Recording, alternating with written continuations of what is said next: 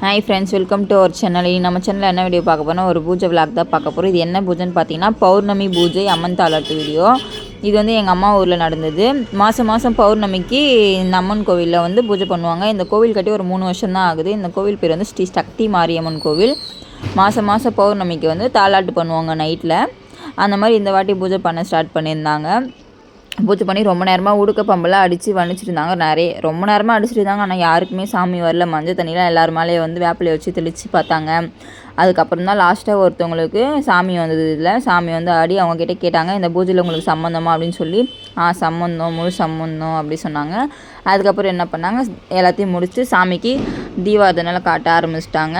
எல்லோரும் எழுந்து நின்று சாமி கும்பிட்டுட்டு அதுக்கப்புறம் ஒருத்தர் சாமியை போய் தாளாட்டினாங்க. அதை சொல்லிட்டு அந்த ஊஞ்சில் ஆட்டுவோம்ல, அதை ஒருத்தராக போயிட்டு அம்மனை ஆட்டி அழகாக இருந்தது. அம்மன் பார்க்கறதுக்கு அலங்காரத்தில் சூப்பராக இருந்தது. அப்புறம் அங்கேயே பிரசாதம் கொடுத்தாங்க. அதையும் வாங்கி சாப்பிட்டுட்டு வீட்டுக்கு போயிட்டோம்.